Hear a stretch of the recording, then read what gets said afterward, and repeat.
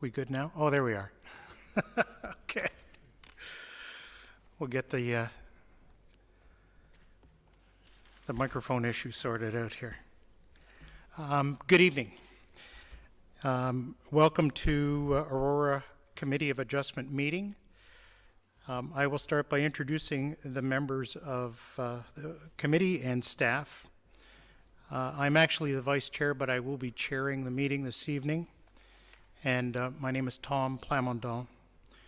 The remaining members of the committee are to my extreme left, David Mango, to my immediate left, Roy Harrington, and to my right, Hank Gossar. The secretary-treasurer is Justin Leung. The planner is Marty Rokos. And the committee secretary is Ashita Sonoji. Hope I have that right. This public meeting is being audio and video recorded. Your name, address, comments, and any other personal information are being recorded according to the Municipal Act and the Municipal Freedom of Information and Protection of Privacy Act. This will help our town clerk prepare accurate minutes and to create a record that is available to the general public, including on the town's website. Questions about this collection should be directed to the town clerk. Please be advised that the reports being considered tonight are available on the desk in front of you, over here to my left. Should you wish to receive notification of any of the decisions of tonight's meeting, please complete the appropriate form. Owners and agents will automatically be notified. For each application that will be considered tonight, the following process will occur. I will briefly outline the purpose of the application or applications, and then the applicant or agent will then be given the opportunity to make a presentation. However, one is not required. It is the applicant's decision whether they wish to speak or let the application proceed on the merits of the information as received. Following any initial comments from the applicant, I will invite members of the public who have an interest in the application to come forward and address the committee. Those members of the public who wish to speak must clearly state their name and address and sign the corresponding request for notice on the table in front, again, of me on my left. After completing the form, please hand it to the secretary-treasurer. Each individual may speak only once on an issue, and once discussion has commenced in respect of a motion, no further presentations shall be made. Please ensure that all questions and or comments are directed through me as the chair, and if relevant, I will request the appropriate person respond. It should be noted that the applicant will be given the opportunity to respond to any question or comments should the committee feel it is appropriate. So tonight's meeting will now commence, and I will ask members of the committee if there are any pecuniary interests. Seeing none, thank you. So I will look to the committee for approval of the agenda for tonight's meeting. So I'll look for a mover and a seconder, please. Moved by Hank, seconded by David. All in favor? Terrific.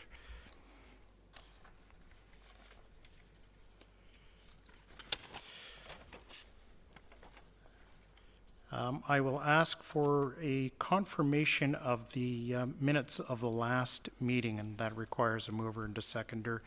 Minutes were circulated earlier, and I believe members of the committee would find or will find a copy in front of them on the desk.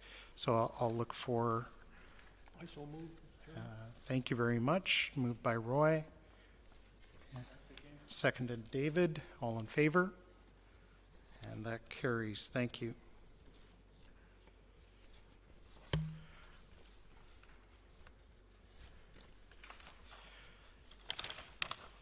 Okay, so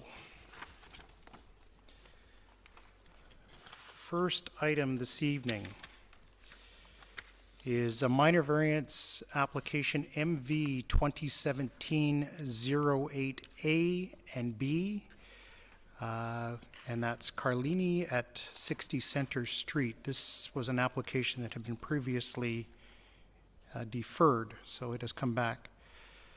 The purpose of the application MV 2017-08A, the applicant is seeking relief from the provisions of zoning bylaw 2213-78 as amended, respecting to allow a reduction in minimum interior side setback. The property in question is in a special mixed density R5 zone. Section 11.2.2 of the zoning bylaw requires minimum interior side yard setback of 1.2 meters. The applicant proposes to construct a detached garage which is 0.1 meters to the side easterly property line, thus requiring a variance of 1.1 meters. The purpose of application 08B, the applicant is seeking relief from the provisions of zoning bylaw number 221378 as amended, respecting to allow increased in eave projection into the required interior side yard. The property in question is in the same R5 zone.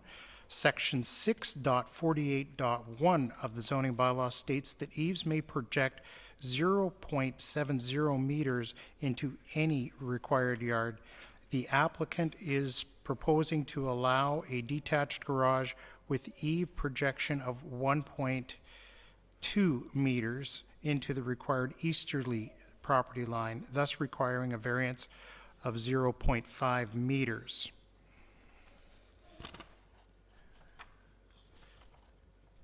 Departments and agencies circulated planning services, no objections, subject to condition. Building services, no comments received. Infrastructure and environmental services, no objections, subject to condition. Parks, recreation, cultural, no objections. Central York Fire Services, no comments received. Electric Utilities, no objections. York Region, no objections. Heritage Planning and Building Services. Heritage Planning has comments related to this application, and there is some supplementary information there. Applicant or agent?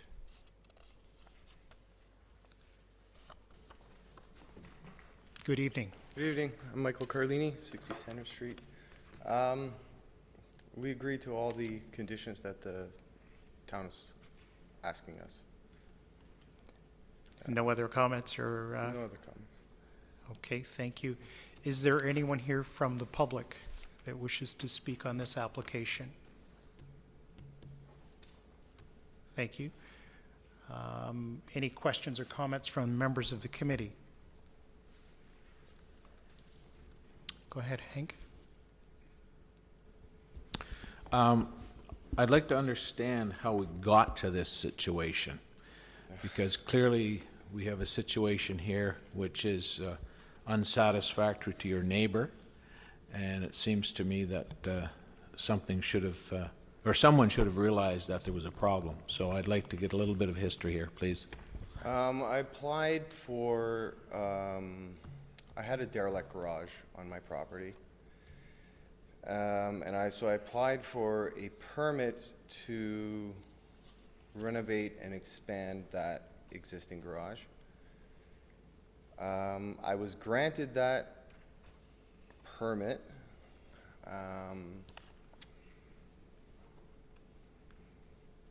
Throughout the construction process, we realized that the wall that I was supposed to maintain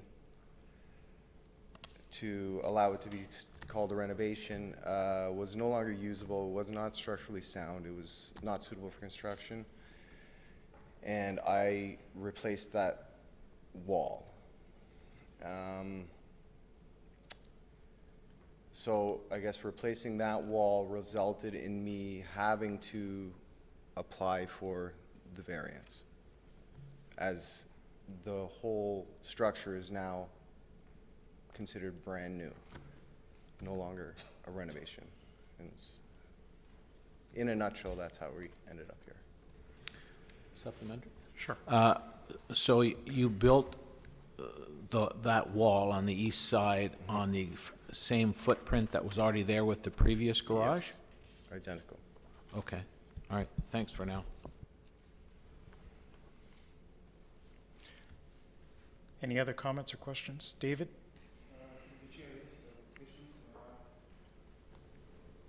So you are aware that you eavesdrops the actual overhang on somebody's property. Yeah, I'm aware of that now, yes.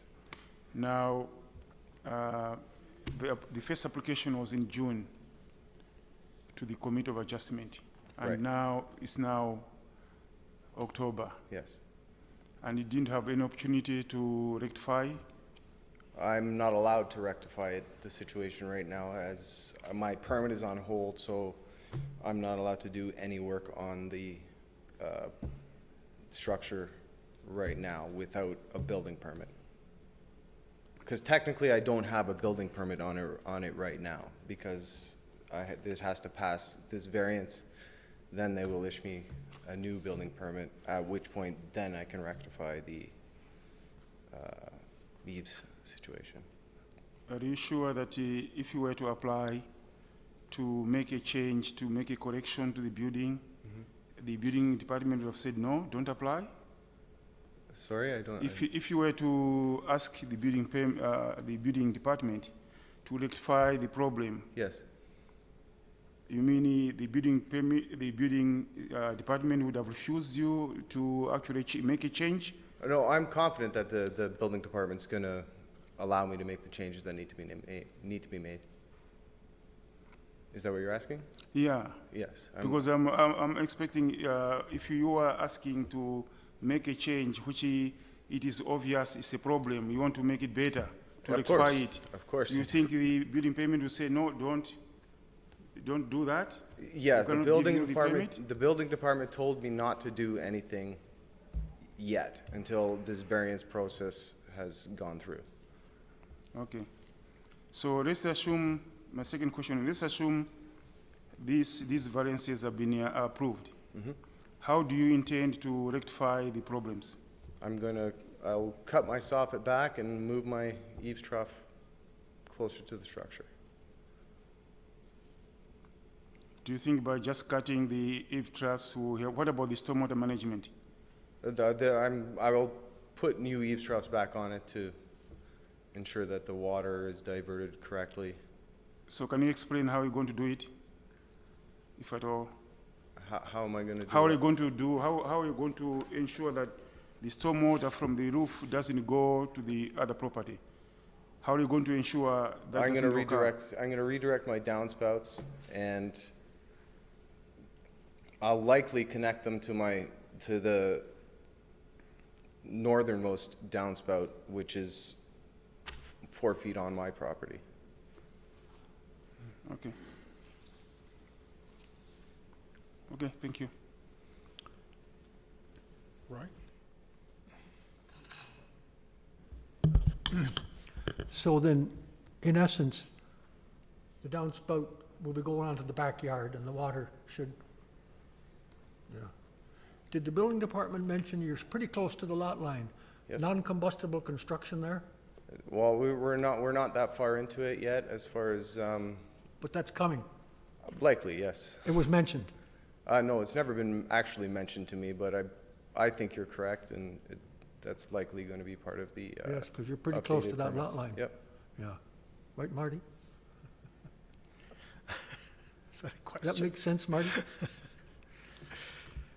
Through the chair, that would be with the building permit that would be determined, but you are correct that the building code does look at non-combustible construction for properties or buildings that are close to the lot line like that. Thank you. Thank you. Perhaps just for for Hank's benefit, being a new member of the committee, one of his questions was, why did this get deferred? Why did it take so long to come back? And I'll also point out that this application was reviewed under the previous zoning bylaw. And there was a question, I believe, of the site survey, or the survey document itself, which I understand has now been rectified, or the Yeah, actual because information that the town was looking for has now been Yes, provided. yes. Okay, terrific.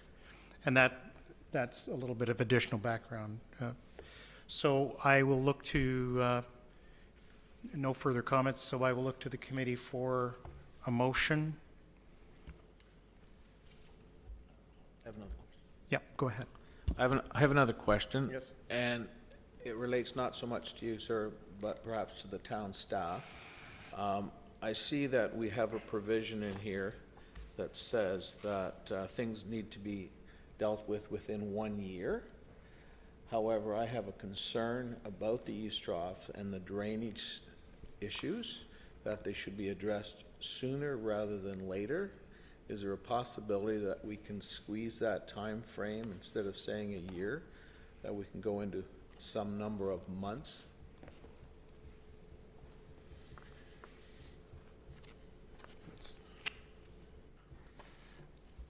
Through the chair, the only applications I've been involved with that condition have said a year. It's just a standard condition. I'm not aware of any that are less. It would be up to the committee, if the committee wishes to make it a different time frame. That would be something the committee could decide. Thank you. So if you wanted to make a motion. Further to that, could we ask the applicant if he intends to, if we approve this application, Which one? about the downspout, do you intend to act right away before the bad weather comes, rainy and snow? I would like to act as soon as possible. I don't know if it's gonna happen or not, because of the length of time of building permit application, it's gonna put us to November, no doubt, and then the winter months. I mean, if anything's possible, if that's what needs to be done, then it will be done, yes. Okay. I personally would prefer to wait till the spring, but if that's not an option, then everything will be done when it needs to get done. Okay.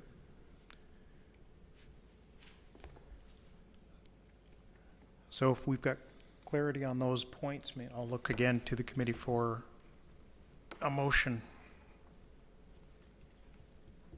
Yeah, go ahead, Roy. I shall move the application be approved. Subject to the conditions contained in the report.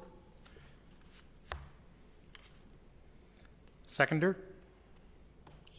If someone wants to amend that in order to address the issue on timing for the drainage, you might want to suggest that if there is someone. If not, I'd like to suggest a change in the timing, and perhaps we can go to, say, 8 months. so subject to conditions in the staff report with a maximum of 8 months in order to address the eaves trough. And I'm just looking at the applicant. The applicant is That's fine by me. agreeing to that. Yeah. So do we have a seconder for the amended motion? I'll second it. And I'll call the well, you made the motion, Hank. You're going to oppose both? Okay, so, I have a problem with the distance from the property line, and I don't know how it's going to rectify that. This has stayed for a long time. It would have been rectified. And even the way it's going to deal with this, or the stormwater management or the eaves trough, I think this is a big issue. So for me, I'm opposing. okay, so wait till we get to the vote on it, because we've got a motion. It was seconded by Hank as amended. And I'll call the question. All in favor? Opposed? So that's going to carry. I'll support the motions. So that carries. Thank you.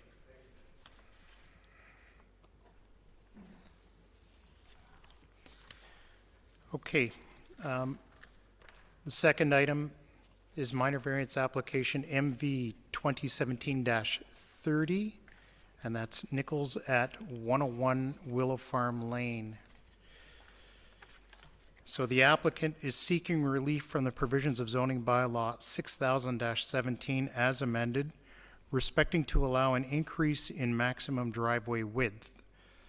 The property in question is in a detached dwelling secondary density residential exception R2-74 zone, section 5.6.1 triple I of the zoning bylaw requires minimum driveway of 10 meters if lot frontage is 18 meters or greater, with exception that maximum driveway width at street line shall not exceed 6 meters.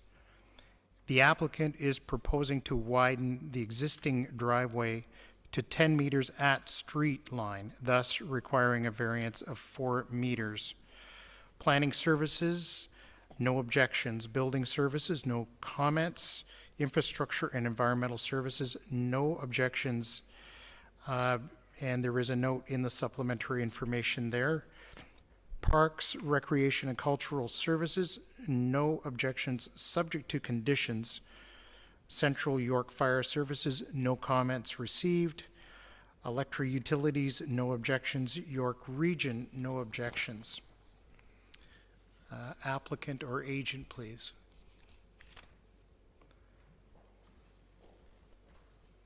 Good evening. From 101 Willow Farm Lane. Want to speak into the door?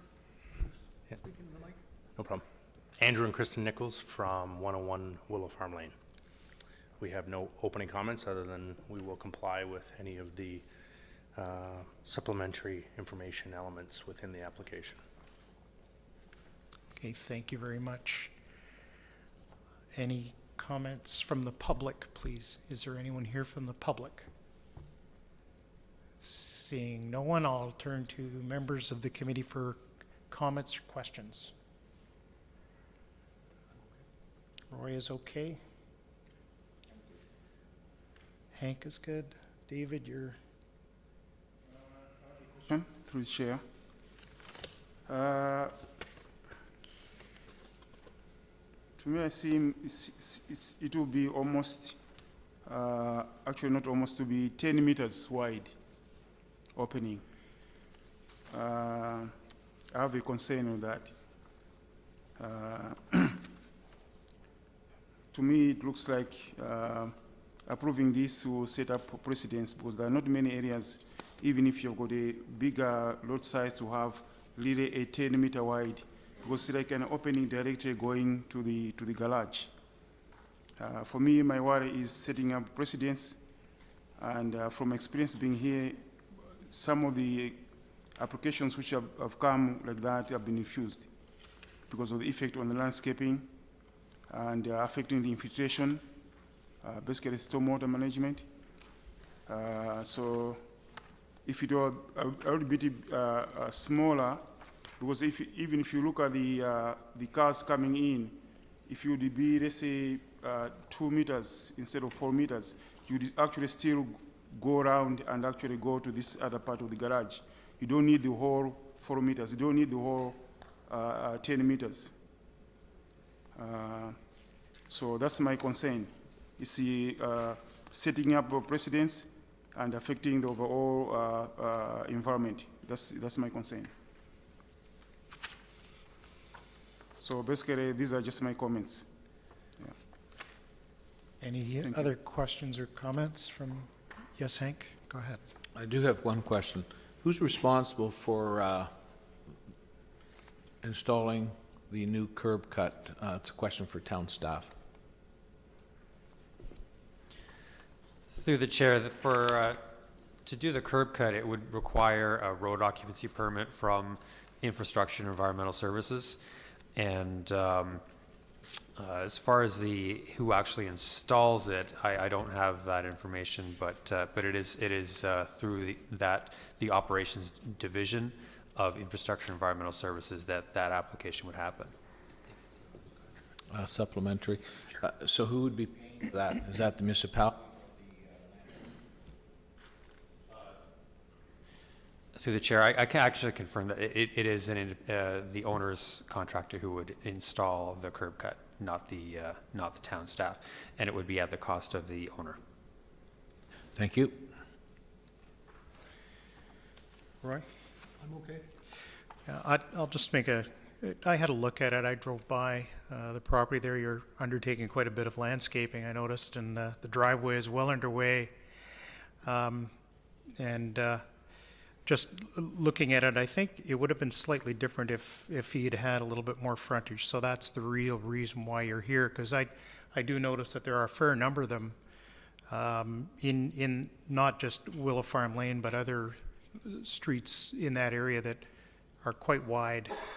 And I don't believe I've seen too many issues with regards to stormwater management and drainage issues. A question for the applicant. Right now, the way it looks from the street, if I come right down the driveway, right to the sidewalk, are you as wide as you're going to be where you are now when I look at it? Is that the full width that you're getting to? Where the new stones have been laid? Yeah.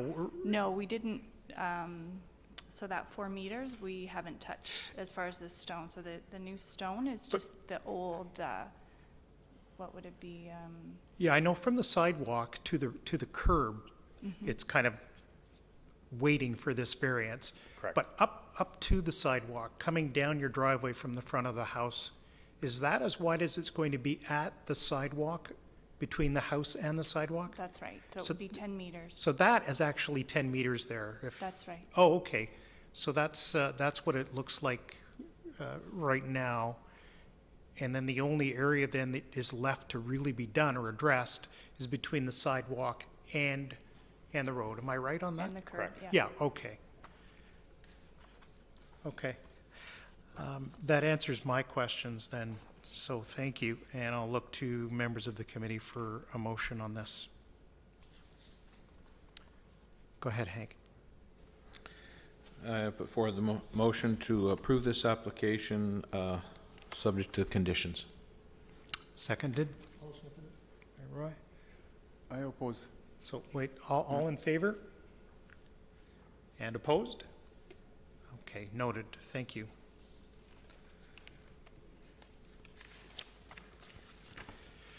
Thank you very much. Thank you.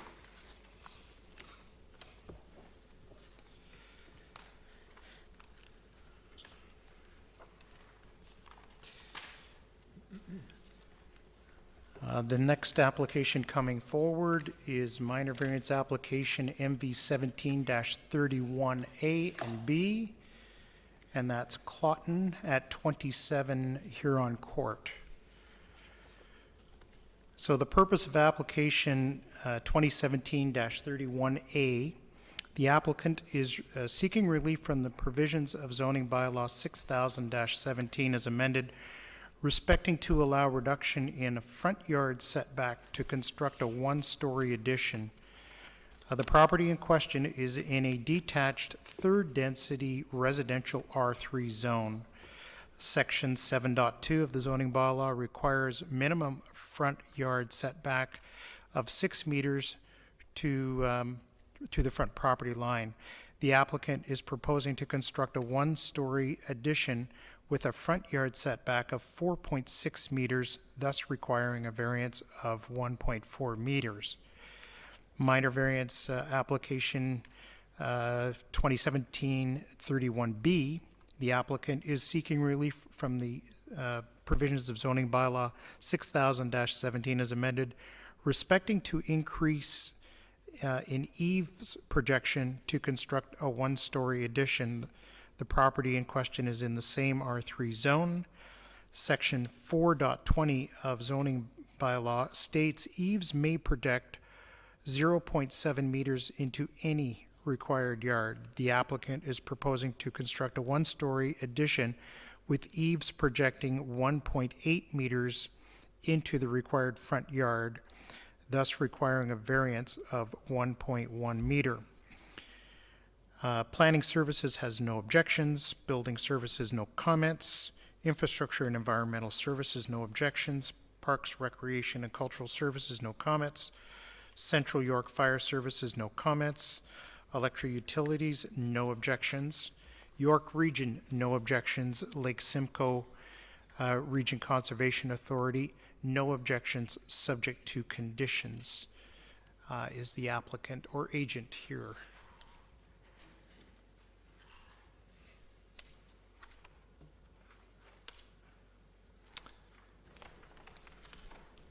Good evening and welcome. Good evening. Good evening. Hi there. Ron Clotton and Krista Meisinger from 27 Huron Court. Thank you. Do you wish to make a presentation or I'm add not sure that we anything need a to the? presentation. I mean, if you have all the documents, I have other documents here if you should require more information for it. Just looking, to add this one story. It's really like a mudroom addition to the home. I know addition seems like a bigger thing, I think, than it is. It's a small addition. These older homes have very small entrance ways to the home, and just allows a nice comfortable entrance to the home, and I think improves the aesthetic of the home as well. Terrific, thank you. Yeah. Is there anyone from the public who wishes to speak on this application? Seeing none, okay. Members of the committee, I'll look to you for any comments or questions on this one. Go ahead, Hank. Through you, Mr. Chair. So I think you've clarified the question I had, which is you're really not putting a story on top of the house. You're putting this little extension coming out towards the road, and it's a one-story extension that's going to attach to the existing one-story. Correct. Yes, Okay. yes. Our neighbor, and I've spoken to all of my neighbors as well too, because they had that concern, I guess, in the documentation that went to them. That wasn't clear, so anybody who was unclear came to me, and we had a discussion, and I showed them, walked them through the process as well, and they seemed quite comfortable with it. Yeah, that's just a simple, mud, like I said, extension, not going up, just slightly out in the front. Okay, thank you very much. Yeah. No question. Anyone else? Roy, you okay? I'm okay. You're aware that there are some conditions here. I believe that Lake Simcoe Region Conservation Authority are asking you to file a review fee. Yes, yes. Okay. We comply with the conditions, yes. Okay. Terrific. I'll look to the committee for a motion. David? Through the chair, I move that the applications be approved, subject to the two conditions as suggested in the staff's report. Thank you. Is there a seconder? I'll second it.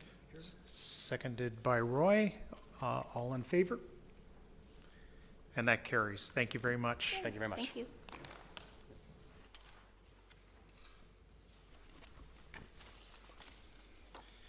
Moving right along. We seem to be doing quite well tonight, members. Item number 4 is minor variance application MV 2017-32A and B, and that's Martinez White, and that's 10 Corbett Crescent. So the purpose of application 2017-32A, the applicant is seeking relief from the provisions of zoning bylaw 6000-17 as amended respecting to allow reduction in exterior side yard setback to construct a second-story addition, covered front porch, and rear deck. The property in question is in a detached third-density residential R3 zone. Section 7.2 of the zoning bylaw requires a minimum exterior side setback of 6 meters. The applicant is proposing to construct a second-story addition, covered front porch, and rear deck with an exterior side setback on the north side of 4 meters, thus requiring a variance of 2 meters. And the purpose of application 2017-32B, the applicant is seeking relief from the provisions of zoning bylaw 6000-17 as amended, respecting to allow increase in eaves projection to construct a second-story covered front porch and rear deck Again, the property in question is in the R3 zone.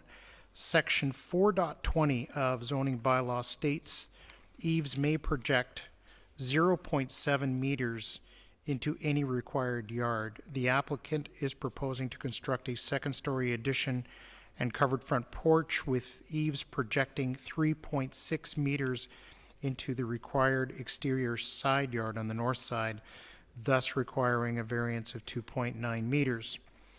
Planning services, no objections. Building services, no comments. Infrastructure and environmental services, no objections. Parks, recreation, and cultural services, no objections, subject to conditions. Central York Fire Services, no comments received. Electric Utilities, no objections, and York Region, no objections. Good evening and welcome. Thank you. The only previous owners to our home, Are you the applicant or we are agent? the homeowners. You're the homeowners, okay, thank you. And the only previous homeowners were my grandparents. And my parents live a whopping 2 blocks away. So nobody cares more about this home fitting into the neighborhood than us. There's already been a precedent set of other neighbors building up. We're gonna leave all of the mature trees and add more to them.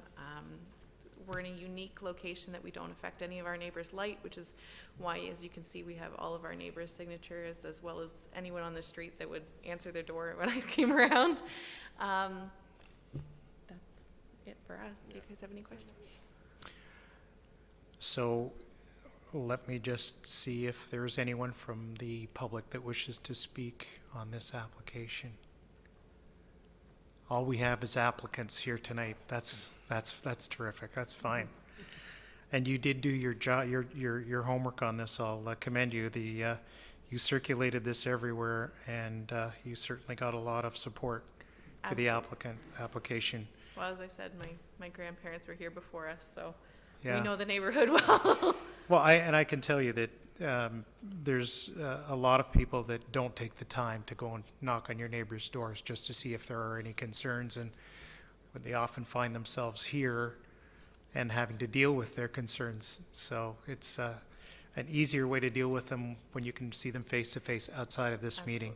So I'll ask any of the members of the committee if there are any questions.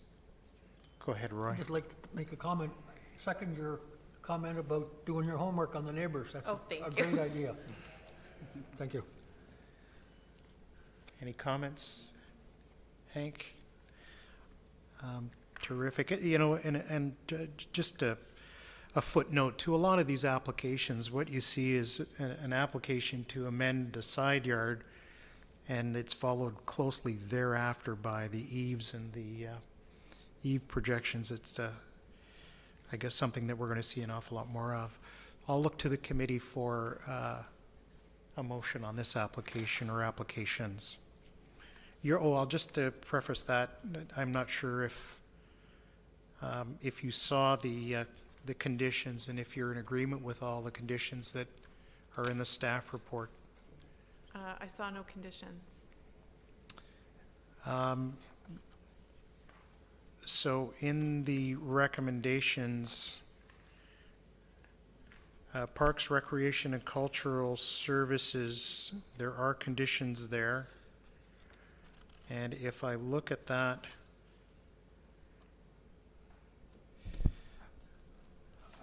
Through the, apologies if I was interrupting. Yeah, the staff report, through the chair, the staff report was sent to you, I think, a week ago, and there is a condition from Parks, but this would be that, and I believe Parks is recommending that a letter of undertaking be executed. Sure. Yeah, and that would be something that we would be working with you on Okay. if the application is approved. We absolutely comply. okay, terrific. Motion from the committee, please. Excuse me. I move to approve applications MV 21732A and MV 21732B with the conditions as put forward by staff. Seconded? David? All in favor? It's unanimous. Thank you very much. Have a good evening. Thank you.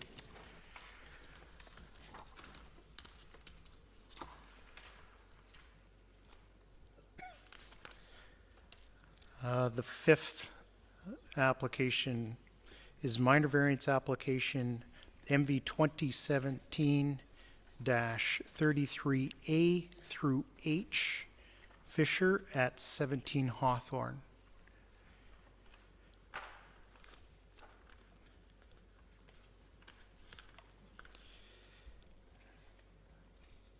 So I'm just going to preface this.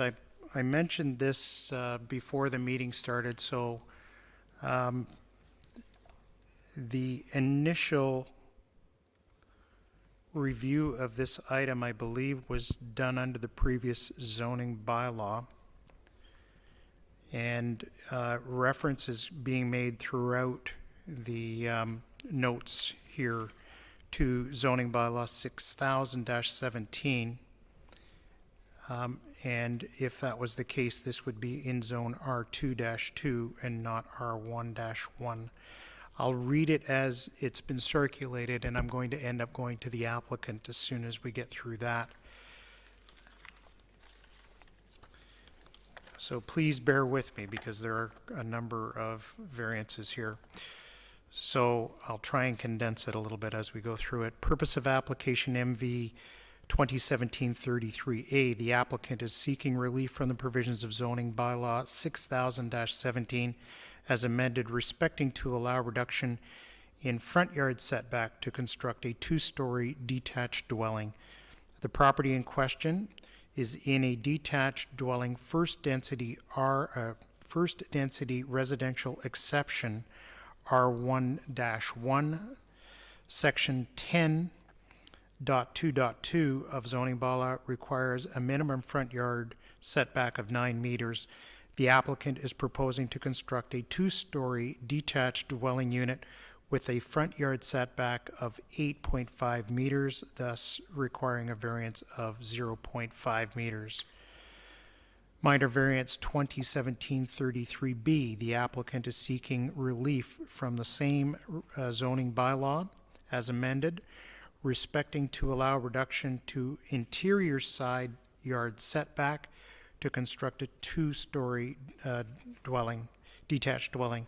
The property in question is in a detached dwelling first density R1 zone, R1-1 zone. Section 10.2.2 of zoning bylaw requires minimum interior side yard setback of 4.5 meters.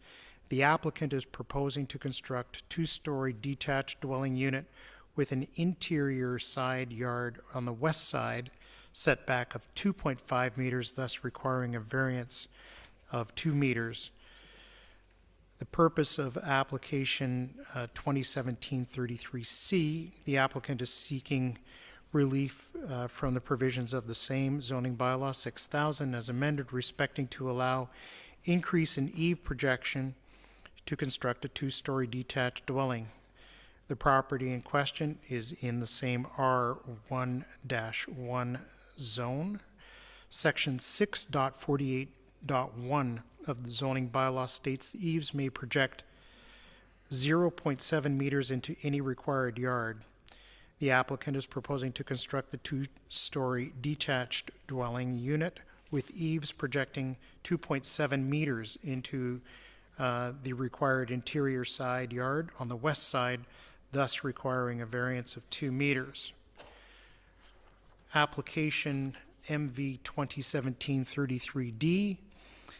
The applicant is seeking relief from the same zoning bylaw as amended, respecting to allow reduction in interior side yard setback to construct two-story detached dwelling.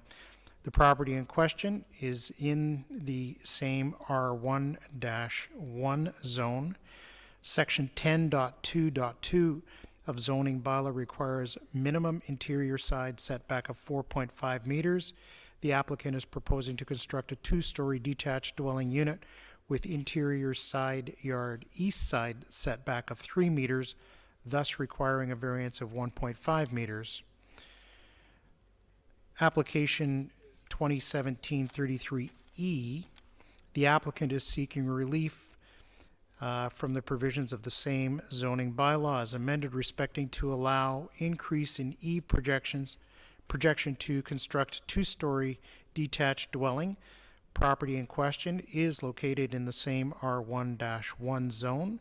Section 6.48.1 of zoning bylaw states eaves may project 0.7 meters into any required yard. The applicant is proposing to construct a two-story detached dwelling unit with eaves projecting 1.9 meters into the required interior side, east side, thus requiring a variance of 1.2 meters. Application MV 2017-33F.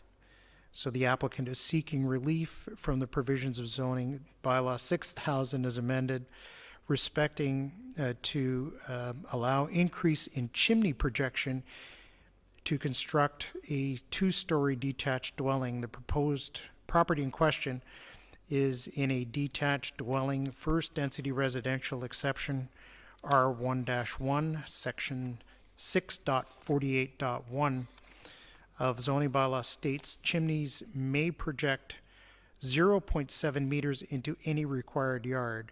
The applicant is proposing to construct a two-story detached dwelling with a chimney projecting 1.9 meters into required interior side yards, east side, thus requiring a variance of 1.2 meters.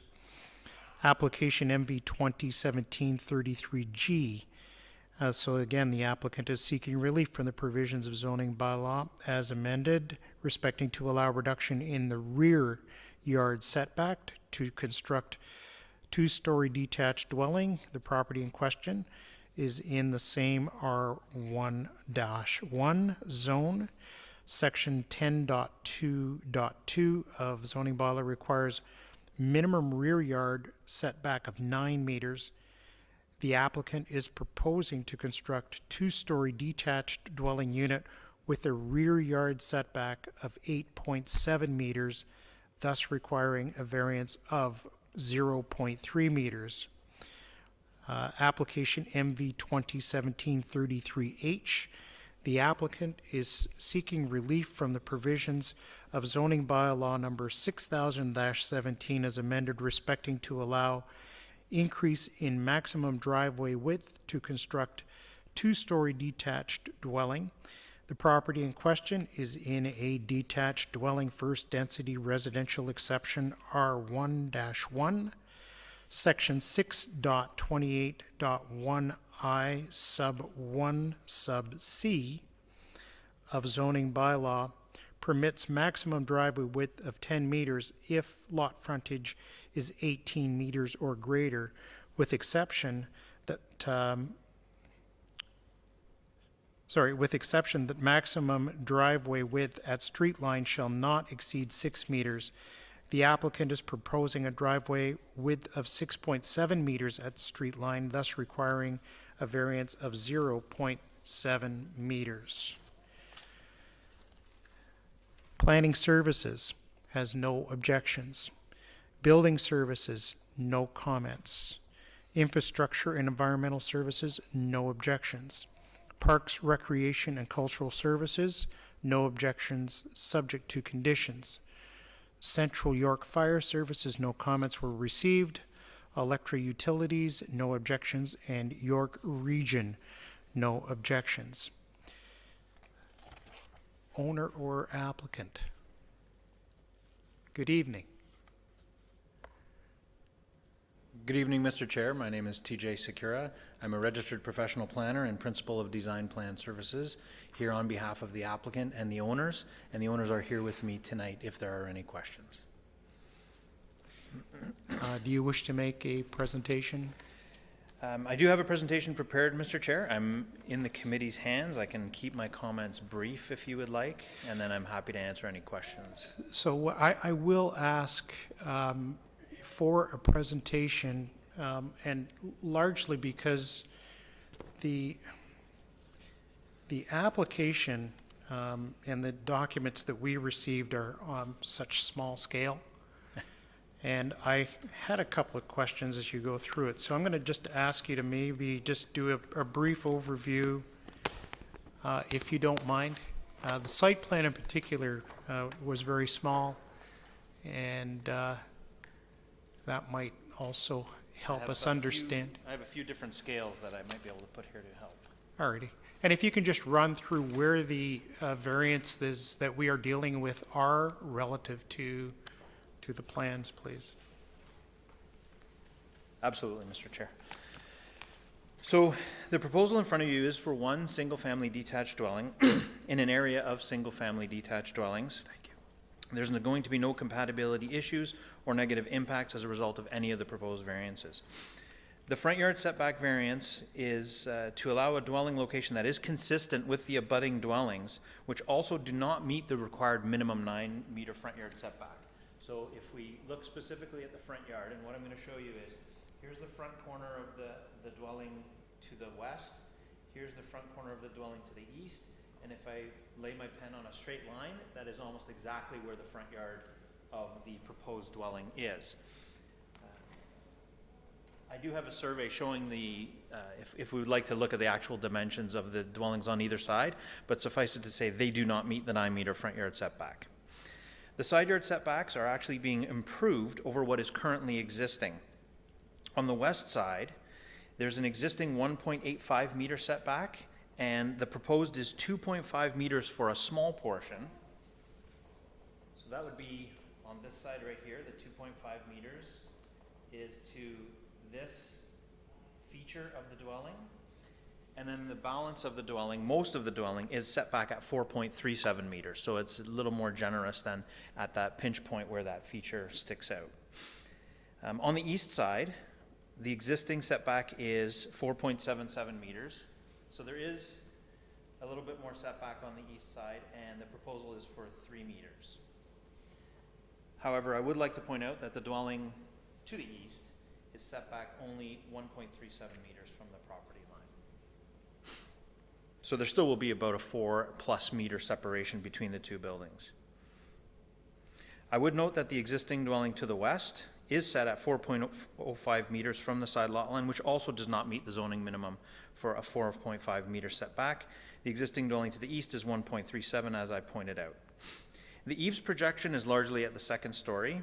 The way that the bylaw is written, and Mr. Chair, I would note your comments on the previous application, the way the bylaw is written is, as soon as the house moves over, the eaves are now projecting into that required side yard setback. So your comment is very apropos that you're going to see these two following each other quite often with the way the bylaw is written. It's largely at the second story, and the eaves will be no closer than 1.8 meters to the property line at the closest point to the side. Most of the eaves, most of the length of those eaves will actually be at 2.69 meters from the west side and 2.59 meters from the east side. The chimney projection is a standard chimney projecting from the wall of a dwelling, but because the side yard is reduced to the dwelling, the chimney is deemed to project into that side yard even further. The projection from the wall itself is actually only 12 inches. It's a normal chimney projection, and will be set back approximately 2.6 meters from the side lot line, thereby allowing all the same functions that a side yard setback would still allow. The rear yard setback is still 12.24 meters to the dwelling itself. So I'm just going to move the site plan up to show you. So if I look at this dimension right here, from the corner of the dwelling to the rear property line is 12.24 meters. It's to the setback of 8.7 is to the rear covered porch at this point right here. So it's only one small corner of the rear covered porch that is set back at the 8.7 meter setback. The bulk of the dwelling itself, is at 12.2 meters. With regards to the driveway width at the front of the dwelling, so the driveway width has been sized to be consistent with the width of the garage itself. It's only 65 centimeters more than is allowed at the street line. It's allowed to be 10 meters on the private side, 6 meters at the street line. It's only 65 centimeters larger at the street line, but it is a consistent width from the dwelling to the road. It's doubtful that anybody looking at this house from the street would be able to observe a 65 centimeter increase over a normal driveway when it matches the width of the garage. We have done research in the area. There are other variances. There are other dwellings that have been recently constructed in the area, particularly on the same side of Hawthorne Crescent, just to the east. There's 3 new dwellings that have been constructed. All of them are more modern style dwellings, not modern style as in contemporary design, but a newer dwelling, a replacement dwelling of what was existing. This is a reinvestment and rejuvenation in the area that is slowly but surely happening. It's maintaining the stable character of the area while allowing reinvestment and rejuvenation in this area of the town. We've also read the staff report. We concur with planning staff's conclusion. We thank staff for their thorough review and their comments. There are no objections to any of the conditions that have been recommended. There was only conditions, I believe, by Parks staff, and their conditions related to removal of trees. There are no trees proposed to be removed through the current application. We are aware of some letters of concern from area residents. We have reviewed those letters. We've looked at the location of the author's dwellings and see that the proposal will have no negative impact on the use or enjoyment of their properties, over and above what would be experienced if a dwelling was constructed in accordance with the as-of-right zoning. It is our opinion that the minor variances meet the 4 tests of the Planning Act, and we respectfully request that the committee approve this application. And as I stated at the beginning of my presentation, I'm happy to answer any questions or respond to any public comments that the committee may hear. Thank you very much for that presentation. That helps. I know there will be some questions from the committee, but for the moment, what I will do is I will ask if there is anyone from the public that wishes to speak on any of the applications that are being made. And if you can come forward and give us your name and your address, that would be appreciated. Hi there. Hi. Excuse me, I've got a very bad cold and a voice issue, so I'll try my best. Anyways, Jean Hamill, 26 Hawthorne Lane. I did write one of the letters. I do understand progress. It looks like a beautiful house. The other houses that have been last 3, they are beautiful houses. I understand progress. I have built 4 houses myself. I have renovated totally over a dozen more. And I've been to committees of variance, so I do understand that, and I do appreciate what we're going through. The issue I have is that precedents are set, and we go from there. And the street is tired. It does need to be rejuvenated, and certain houses, probably the one in question, need to be knocked down and start again. So I am definitely not against that. What I am against is wall-to-wall houses. It is so evident in all of Aurora. There are very few streets that have any differentiation. So I'd like to get a little character, and we can't legislate the style, nor do I wish to, because they are lovely houses that are being built. I just don't want them to be too big. So it sounds like there's quite a lot of variances being requested. Now, I do appreciate that when the gentleman explained it, maybe some of them, for instance, the fireplace, it maybe isn't as much as I thought it was. But I just want to have it on record that we don't just let everything happen in the name of progress, because we'll be sorry. Thank you. Thank you for your comments. Appreciate that. Is there anyone else that wants to speak either on behalf or raise concerns with regards to this application? Yes, sir.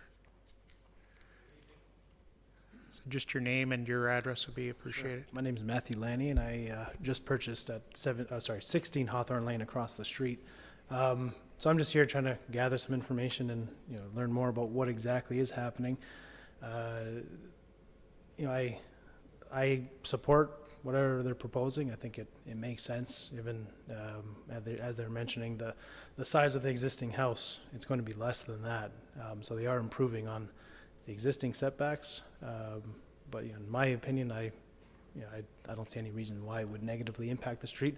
And I appreciate even Jean's concerns. I think they do make sense, and she articulated it pretty well, even though she's sick. But as a neighbor who's across the street, I welcome that and look forward to seeing them and seeing what comes out of it. So pretty short and sweet. Thank you for your comments. They're appreciated. Is there anyone else that wants to or wishes to speak on this application? So I'll let the agent, if he wants to address any of the comments that were made by either of those residents, although I don't think you'll need to address very much from the owner of 16 Hawthorne. I believe it was Mr. Lanny, if I got that correct. Then no, it's nice to see neighbors taking an interest, that they come out and support applications on their street. With regards to the resident at number 26 Hawthorne, the only concerns I heard were about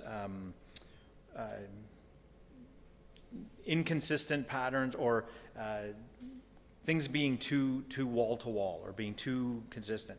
I can show the committee the front elevation of the proposed dwelling, and it is by no means any type of cookie cutter or any type of standard dwelling that will be constructed here. So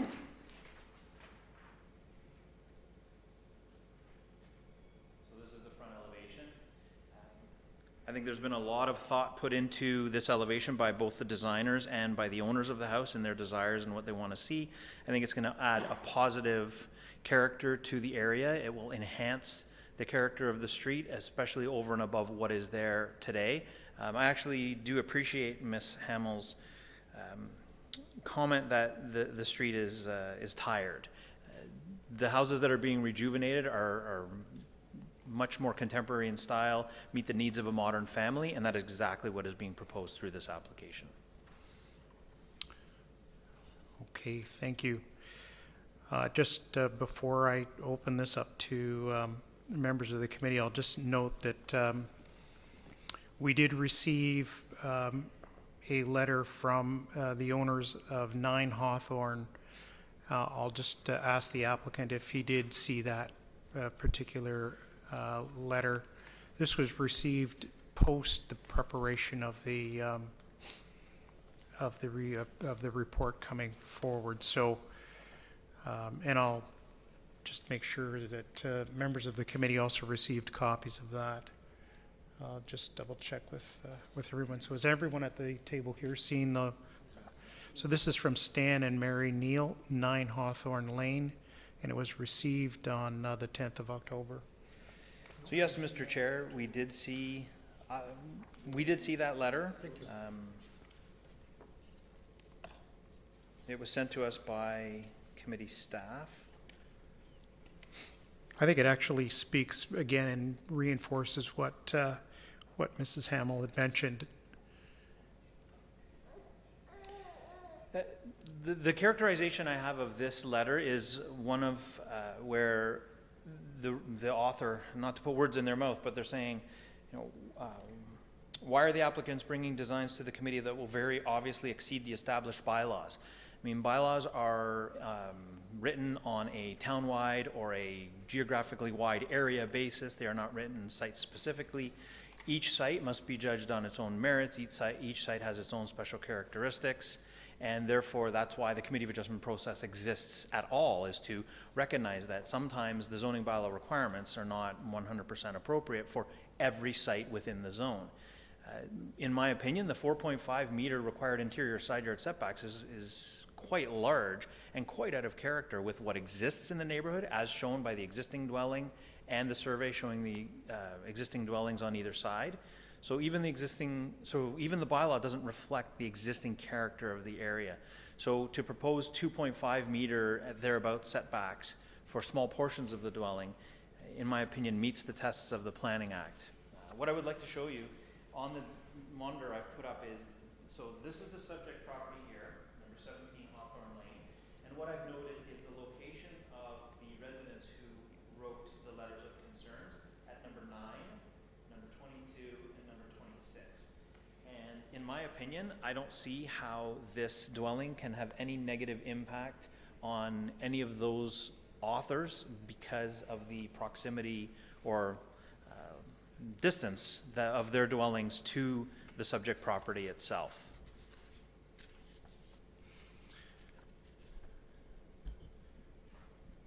Thank you. I'll turn it over to members of the committee, and then I've got some questions I think I'll be asking at the end if we don't cover them off through other members. So, Hank, go ahead. We seem to be starting on my right tonight, moving to my left. Through you, Mr. Comments and Chair. questions. I just have a question about the balcony, the second-story balcony. I think it's mentioned in 2 letters that I've seen.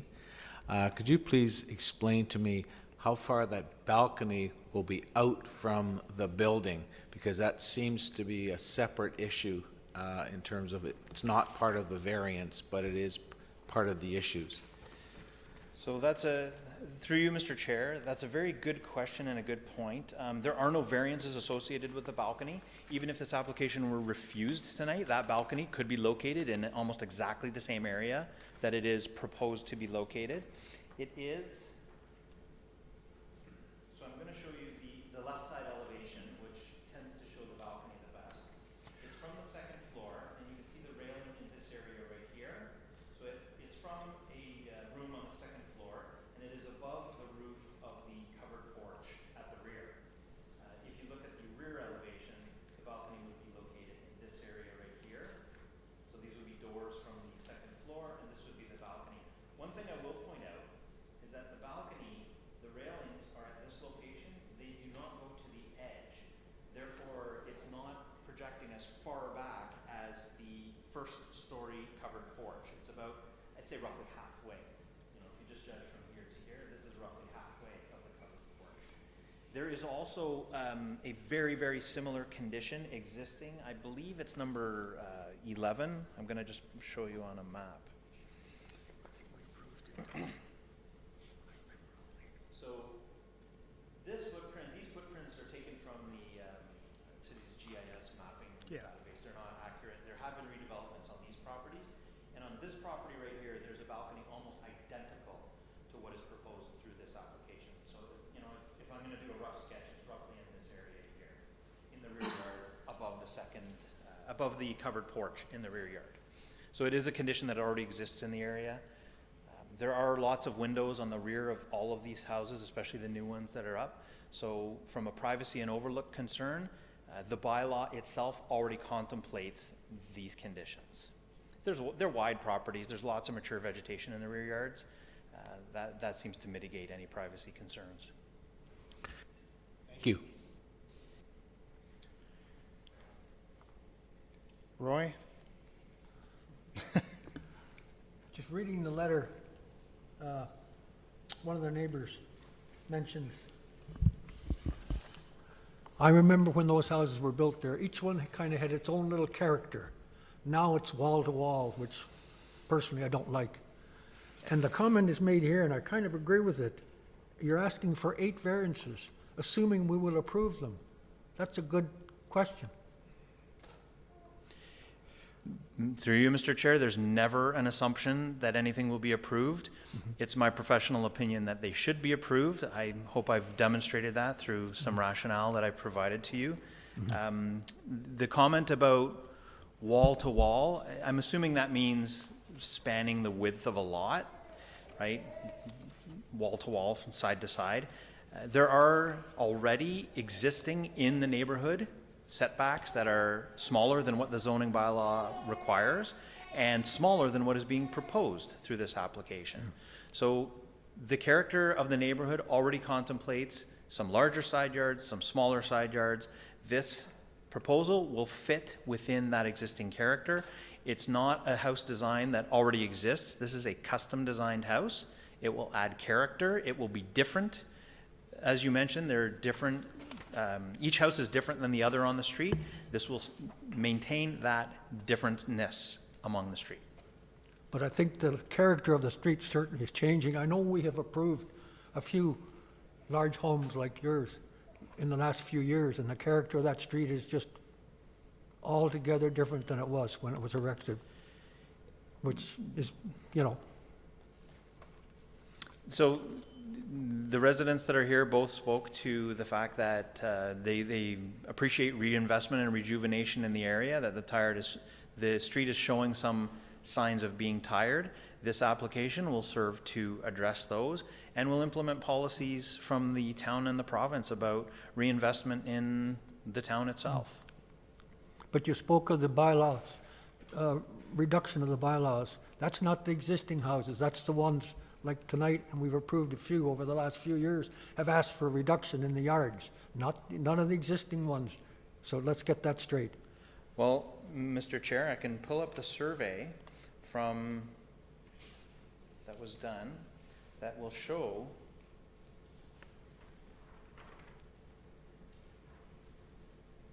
this is the survey, and the dwelling at number 19 is an existing original dwelling, and it's set at 4 meters, so that does not meet the zoning bylaw requirement today. That's what I was referring to. This is number 15 is a new house, and yes, there was a variance granted for a reduction in side yard setback on this side. That's right. So yes, the neighborhood is changing. I would characterize it as evolution, which is contemplated under the town's official plan and is contemplated under the policies in effect from the province. Just so that we're clear, it's the reduction in the yards that have been permitted under the new houses, like you're proposing tonight. The other houses were built according to the bylaws. They were built, according to the bylaws that were in place at the time of their construction, but That's they right. don't meet the current bylaw today. That's just been changed. Yes. Yeah, thank you. David? Through the chair, I don't have any questions, actually. Just comments. You addressed some of my questions. I like the way your presentation was very elaborative, very, very good. I was going to have questions about the distances and so on, just to have a feel of the distances. I knew, but just coming from you. The other thing is I liked about you comment about the interior yards and the if troughs, how they change depending upon the merit of a site. That was very, very good regarding this. It's different from the first application we had, where it's very, very close, and then it's actually, then it even waste the projects. In this case, even if the if troughs go beyond, but still there's a distance. Yes. Water can still travel, and the grading plan is very, very, very good. It shows the swells between the property line and the house, and where they'll be and where it will be going. So this was very, very good. That's just my general comment. Thank you, sir. But I don't have any questions. So I've got a couple because they didn't ask them, so I'm going to ask you. Does the site plan that you have for the property, does it show the existing footprint of the existing home underneath it? I wasn't sure if it did show it or not. It does, yes. It does it? Can you put that up for me? And just run through that dotted line, which I think is the... So you can see the notation, remove the existing two-story dwelling. With Right. the arrows pointing to the dotted line here and here. So the dotted line continues along and out, to here, out. And then this would be the front porch with the steps over here and down. So you can see the condition is being improved quite a bit, especially on the west side. And it's very similar to what's on the east side. There's a small reduction in the existing setback on the east side. When I look at the application, and I kind of had a couple of questions that float through my mind. One of the first things that I do is I go to question number 6 on the application. Question 6 on the application says, why is it not possible to comply with the provisions of the bylaw. Why is it not possible? Because that's what variances are for, when you can't comply. The answer that was provided in the application is that the subject lot is very restrictive and results in the requested variance being requested. When I look at the lot, and I see that we're talking about a very restrictive lot. The lot is 75 feet by 130. 75 feet by 130. It's a rectangular lot. It's actually a pretty normal lot in terms of its shape. In terms of size, it's almost, and pardon me, I like to talk in feet and inches, so if we can do that, perhaps some of the residents might appreciate it as well. You know, when I look at it, I get to about 9,750 square feet. Then I look at what you are proposing, and I'm going to ask you to clarify this. What is the ground floor area? What is the footprint in meters or feet? Doesn't matter, because there's two numbers on the application on the next page under subject lands. It says ground floor area existing 155.2 square meters, ground floor area 310.4 square meters, and proposed is 435, ground floor area, the second one down, 435.8, and above it it's 217. So can you clarify those numbers for me? So from a, excuse me, from a coverage point of view, the site plan, so I'm just going to give you one caveat. I was not retained to make this application, so I didn't fill out that form. That answer is not my answer. It was the technician who prepared the application. I'm not sure exactly the characterization of the very restrictive lot. I would have said something more along the lines of the very restrictive zoning, because requiring almost 9 meters of the frontage of the lot to be in side yards, to me, is onerous on new construction, new proposals. That's more where I would have gone in terms of the justification for why is it not possible to comply. With regards to the coverage, the site plan, the calculations are done slightly differently for purposes of zoning than they are shown on the site plan. But there is a table included on the site plan. And it's a little small, so I'll read it out for you. But the proposed coverage is approximately, well, on the site plan it's 290.13 square meters, but that may not include the covered porch at the front or the rear. So the 300 that was indicated on the application form is likely more accurate. However, the permitted coverage is 318 square meters. So there's no variance associated with the footprint of the building or the coverage of the building on the ground itself.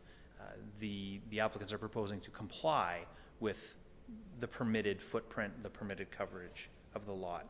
The other number you read, I apologize, Mr. Chair, I didn't write it down, 400 and something square meters? Yeah, so on the application here, I'm looking at 435.8 square meters of ground floor area. So that would be the total floor area of the building, first and second floor. Like that's GFA, gross floor area. Okay, so that's total. Yes.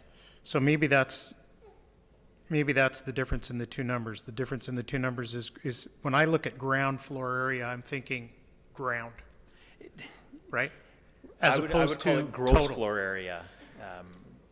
You're absolutely correct. Ground floor area would tend to lend one to think of coverage, and that would be the footprint of the building on the lot, which I had indicated is permitted to be 35% of the lot, or it would be about 318 square meters. The proposed dwelling complies with that. The gross floor area, or GFA, would be in the 400 square meter range, or roughly 4,000 and change square feet on the first and second floor. So, okay, again, I'm a little bit confused here. So the ground floor area on the, I don't know if members of the committee have this application in front of you, but the top line, if you'll follow with me, is the existing main building, 155.2 square meters. Proposed is 217.9? Is that number right? That would be the coverage of the house on the lot. And that would exclude certain things in the zoning calculation. But like I said, the proposal, whether you include or exclude certain aspects of the house, is proposed to comply fully with the bylaw. Okay. When I looked at it and I started to try and scope out what I was looking at on your site plan, which in my case, I mean, this is 4 times, 5 times on my monitor here, greater than what I was looking at on paper. Yes. It looked like you were close to 50% lot coverage. No. And if that's not the case and you're down around 32%, as you mentioned, Yes. then I feel a whole lot better. A 35% coverage maximum is permitted. Right. And there's no variance related to maximum lot coverage. Right. I was just thinking, was that something that might have been overlooked and maybe we catch it? And if that's not the case, then I'm comfortable. Okay. So when I look at this application, what you're suggesting to me is that there is a hardship here. The hardship that you're telling me is that the regulation itself is what's creating your hardship, as opposed to design. It's a combination of both, Mr. Chair. The design desires of the homeowner and the way that the interior of the dwelling has been laid out and what the homeowner wants to achieve on the property is consistent with other new construction in the area, yet it is not permitted absolutely by the bylaw, and that's therefore the variances that are in front of us. Okay.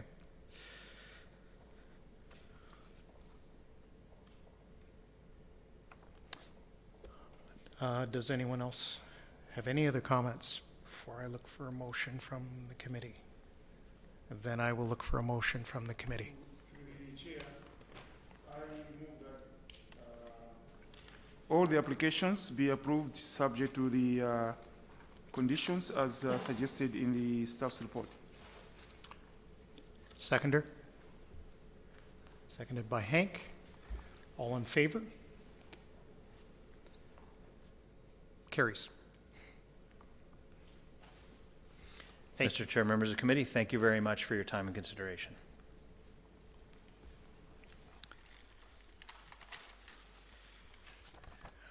So before we look for a motion to adjourn, is there any new business arising from any discussions or? Through the chair, yeah, for me. Go ahead. To inquire about this Henderson Drive application. Yeah. The status. Should we wait till everybody goes? Yeah, we can wait until I think we should. until you leave.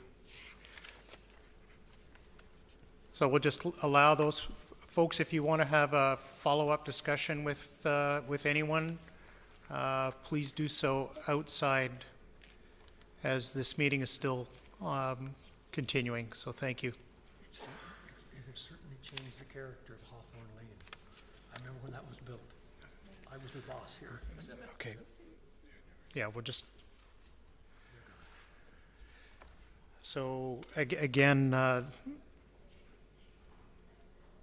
under new business or any review business, I guess, David? Yeah, so mine is not about the applications which we have looked at. It's one of the applications which it was deferred. And this is the 672 Henderson Drive. Yeah. I want to know the status or what's going on. Staff? Do we, Because are we expecting anything coming back? We received an email with the sort of package, sort of from the town explaining some stuff, and also some extracts from a letter by Western Consulting Planner. So I don't know what the status of this application is.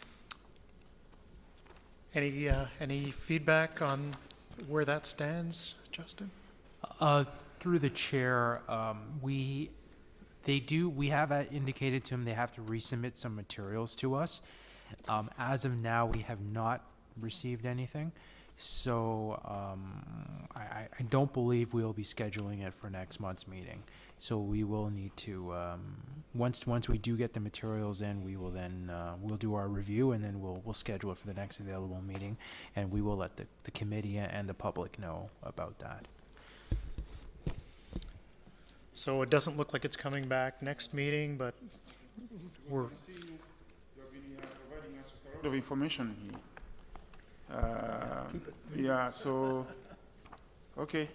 Mr. Chair, What if I may, that, the materials that will be submitted with that resubmission will also be peer reviewed, so that will add a little bit of time to the review time from when it gets submitted to when it's available for the next available Committee of Adjustment meeting.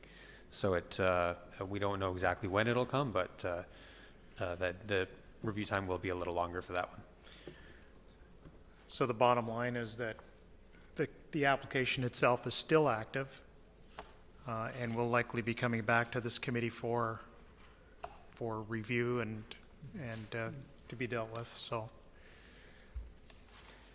Does anyone else have anything to bring forward under new business or other business? Seeing none, I will look to the committee for a motion to adjourn. So move. Thank you, Roy. We are adjourned.